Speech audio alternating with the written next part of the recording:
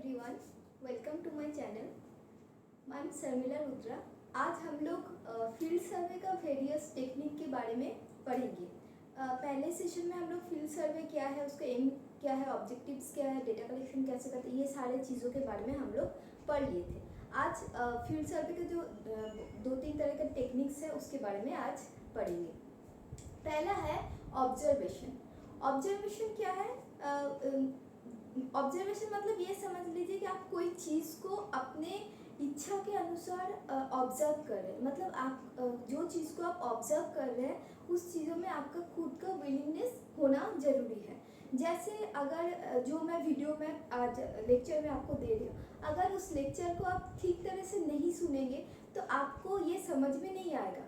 तो आपको ध्यान लगा के उस चीज़ को ऑब्जर्व करना जरूरी है। जो चीज़ में हम लोग को ध्यान नहीं रहता उस चीज़ को हम लोग ऑब्जर्व नहीं करते, उस चीज़ को हम लोग समझ भी नहीं पाएंगे। तो ये होता है ऑब्जर्वेशन। तो ऑब्जर्वेशन का दो टाइप का होता है, एक है पार्टिसिपेट, एक है नॉन पार्टिसिपेशन ऑब्जर्वेशन।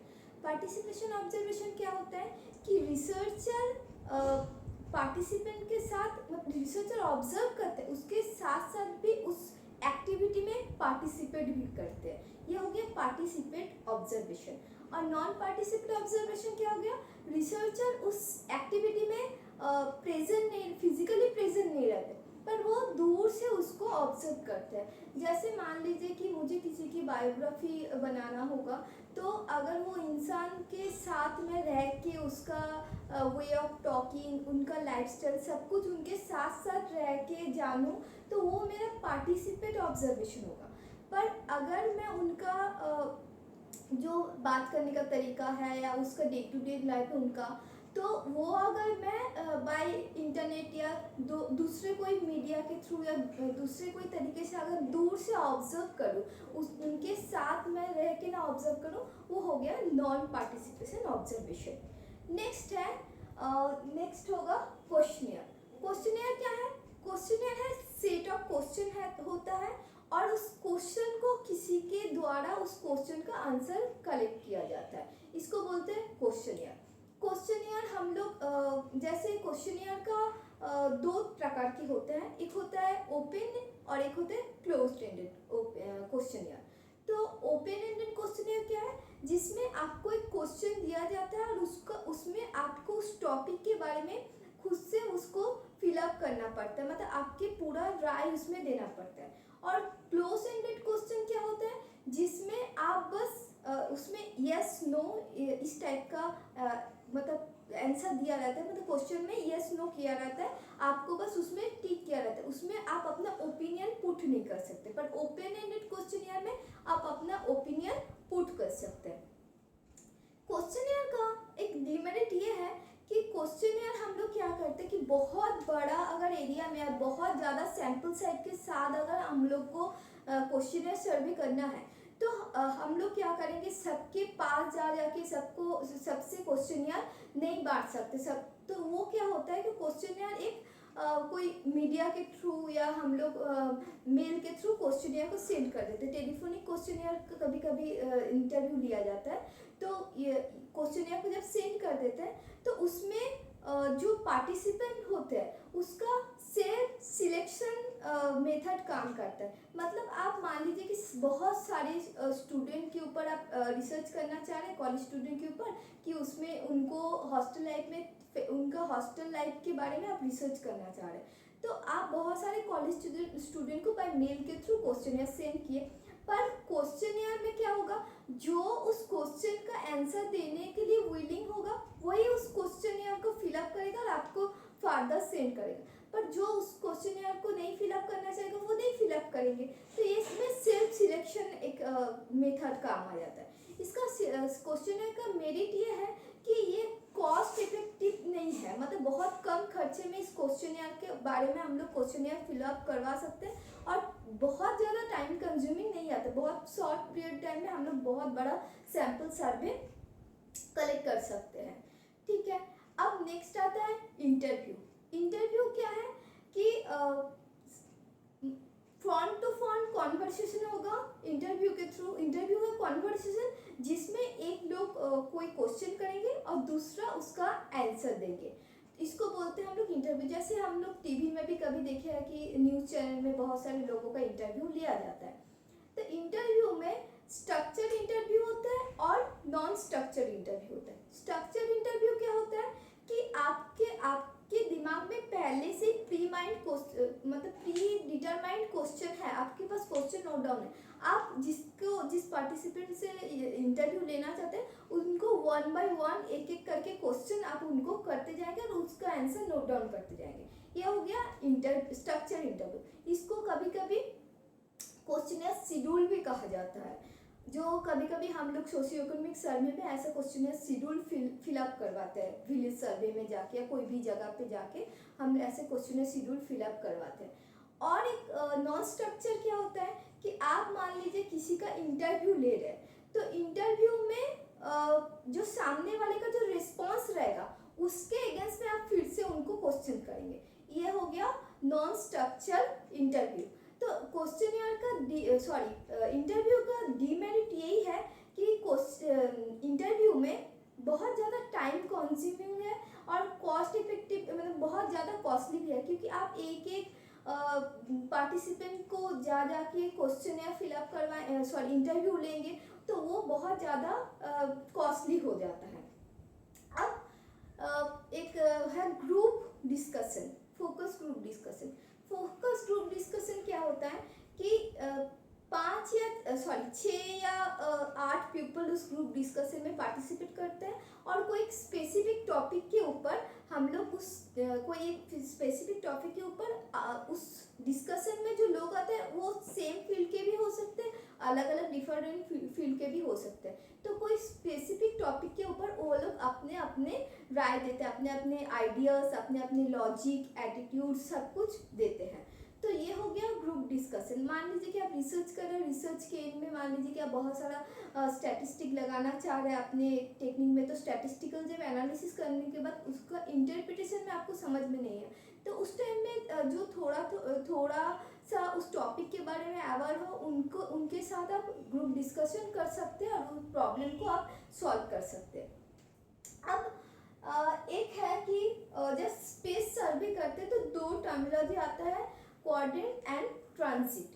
तो ये क्वाड्रेंट और ट्रांजिट क्या होता है? क्वाड्रेंट मतलब एक स्क्वायर शेप, इसको क्वाड्रेंट बोलते हैं। मतलब ये फील्ड सर्वे का मेथड होता है, मेनली ये बायोलॉजी या एनवायरमेंटल साइंस स्टडीज ये सारे सब्जेक्ट में यूज होता है। तो कोई एक जगह पे स्पीसीज को सर्वे करने के लिए ये क्वाड्रेंट या ट्रांजिट जो मेथड है स्पेस सर्वे इसको किया जाता है। तो क्वाड्रेंट क्या होता है? मान लेते हैं कि कोई एक जगह है जो 20 बाई 20 मीटर का, मान लेते हैं 20 मीटर का फील्ड है, 20 बाई 20 मीटर का एक फील्ड है। तो टोटल कितना हो गया? 400 स्क्वायर मीटर ये पूरा फील्ड हो गया। तो इसको हम मान लेते हैं कि 1 मीटर करके क्वाड्रेंट में हम लोग ऐसे इसको डिवाइड कर देते हैं।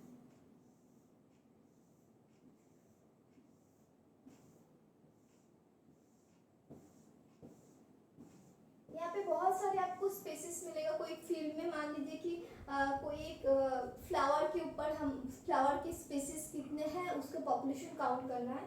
तो यहाँ पे मान लेते हैं कि 20 मीटर 400 मीटर, तो यहाँ पे टोटल 400 क्वाड्रेंट होना चाहिए। तो हम यहाँ पे सारे क्वाड्रेंट में जाके सारे जितना स्पेसिस है उसको एक एक करके ना गिनते हुए हम लोग यहाँ से कोई एक मतलब कुछ रैंडमली कुछ क्वाड्रेंट को सिलेक्ट कर लेते हैं। मान लेते हैं कि ये 1 है, ये 15 है, मान लेते हैं ये 45 है। ऐसे करके अगर सिलेक्ट कर लिए तो मान लेते हैं कि 1 में मेरा स्पेसिस मतलब टोटल पॉपुलेशन आया 8, 15 में मेरा पॉपुलेशन आया 6 और 43 में मेरा पॉपुलेशन आया 2।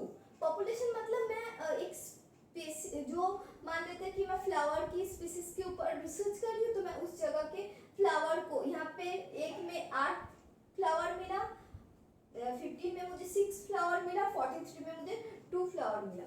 तो टोटल हो गया 16, सॉरी ये 43 में मे बी कितना फ्लावर मिल सकता है, 1 फ्लावर मिला मान लेते हैं, तो टोटल कितना हो गया 15।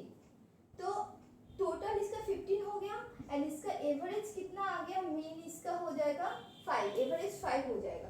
तो अगर मैं 5 एवरेज 5 हो गया, मतलब यहाँ पे एवरेज हर क्वाड्रेंट में 5 करके फ्लावर मिलेगा। तो अगर 5 इंटू 400 करूँगी तो टोटल जितना फ्लावर का साइज है, पॉपुलेशन है, ये पूरा टोटल फिर में मुझे उतना सारा फ्लावर की सैंपल मिलेगा। ये हो गया क्वाड्रेंट। और ट्रांजिट क्या हो गया, ट्रांजिट एक लाइन, ट्रांजिट मतलब एक लाइन होता है, तो मान लीजिए यही फील्ड है और यहाँ पे एक ट्रांजिट लाइन खींचे और इस लाइन के यहाँ पे जितना फ्लावर की स्पेसिस है इसको हम लोग काउंट कर लिए, तो वो मेरा सैंपल साइज में आता है। तो जियोग्राफी में क्वाड्रेंट और ट्रांजिट का यूज थोड़ा सा हम लोग अगर टोपोलॉजिकल शीट देखेंगे तो उसमें टोपोशीट में हम लोग का पूरा टोपोशीट अगर हम लोग देखेंगे तो हम लोग पूरा टोपोशीट 9 क्वाड्रेंट में डिवाइड रहता है। तो उस क्वाड्रेंट के अंदर हमको उस जगह के सारे फिजिकल कल्चरल सारे जितना एस्पेक्ट होता है, सारे एस्पेक्ट को हम लोग को मिलता है और उससे हम लोग को उस जगह के बारे में बहुत सारा नॉलेज गेन होता है। ये क्वाड्रेंट हम लोग टोपोलॉजिकल अगर सीट ओपन करेंगे तो ऐसे 9 क्वाड्रेंट हर टोपोलॉजिकल सीट में हम लोग को दिखने को मिलता है। अब ट्रांजिट चार्ट भी हम लोग टोपोलॉजिकल सीट में ही यूज करते हैं। वहाँ पे ट्रांजिट कुछ इस टाइप का यूज होता है ट्रांजिट चार्ट का। मान लेते हैं कि कोई एक जगह पे सैडल है, सैडल मतलब क्या है, दो पहाड़ है, उसके बीच का जो नीचे वाला भाग है उसको सैडल बोलते हैं।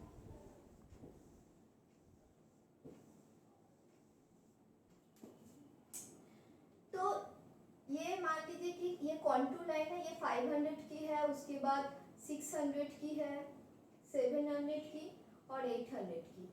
फिर यहाँ पे भी वो हो गया 500 का, 600 का, ऐसे करके अगर मुझे कॉन्टूर लाइन मिल गया तो अगर इस चीज़ के ऊपर मैं एक ट्रांजिट लाइन खींचूंगी और उसके ऊपर एक पेपर रख के मैं उसका पॉइंट अगर कलेक्ट कर लूँगी और उस पेपर को इस जगह पे अगर सारे पॉइंट को मैं वहाँ पे ले लूँगी तो मेरे ट्रांजिट चार्ट में कुछ इस टाइप का आएगा।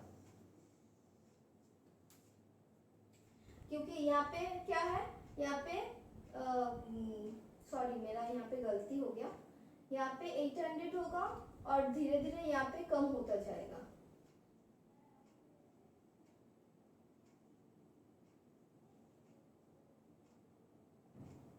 क्योंकि जो पहाड़ या कोई पर्वत का पीक होता है उसका जो एलिवेशन होता है ज़्यादा होता है। तो अगर इस जगह पे मेरा जो मेरा कागज में जो पॉइंट मिला है, इस पॉइंट से अगर मैं यहाँ पे एक ट्रांजिट चार्ट बनाऊंगी तो यहाँ पे हमको 800 का कॉन्टूर मिलेगा। तो ट्रांजिट चार्ट हम लोग कॉन्टूर लाइन का जो लैंडस्केप है उसको बनाने के लिए भी हम लोग कभी कभी ट्रांजिट चार्ट यूज़ करते हैं। या ट्रांजिट चार्ट हम लोग का क्या होता है, जो टोपोलॉजिकल सीट होता है उसमें एक टोपोलॉजिकल ये मान लीजिए पूरा टोपोलॉजिकल सीट है एंड उसमें अगर 2 सेंटीमीटर बाय 2 सेंटीमीटर का मैं अगर कोई जगह को सिलेक्ट कर लूँ तो उस जगह के अंदर जितना सारा फिजिकल कल्चरल फीचर होगा सारा एक के ऊपर एक हम लोग उसको ड्रॉ करते जाएंगे। मान लीजिए कि ये स्ट्रक्चरल हो गया, उसके बाद हम लोग वहाँ पे सेटलमेंट कैसा है इसके ऊपर, जहाँ पे इस पीक में यहाँ पे सेटलमेंट कम होगा थोड़ा सा, इस जगह पे सेटलमेंट ज़्यादा होगा तो हम लोग को इस जगह पे सेटलमेंट ज़्यादा मिलेगा। ऐसे करके एक के ऊपर एक हम लोग का चार्ट बनता जाता है, इसको बोलते हैं ट्रांजिट चार्ट। आशा करते हैं कि आपको ये सेशन समझ में आ गया होगा। अगर इस सेशन में कोई भी डाउट हो तो नीचे दिए हुए कमेंट सेक्शन में प्लीज़ कमेंट कीजिए। और अगर आपको मेरा ये लेसन या पढ़ाई अच्छा लग रहा है तो please subscribe my channel. Thank you.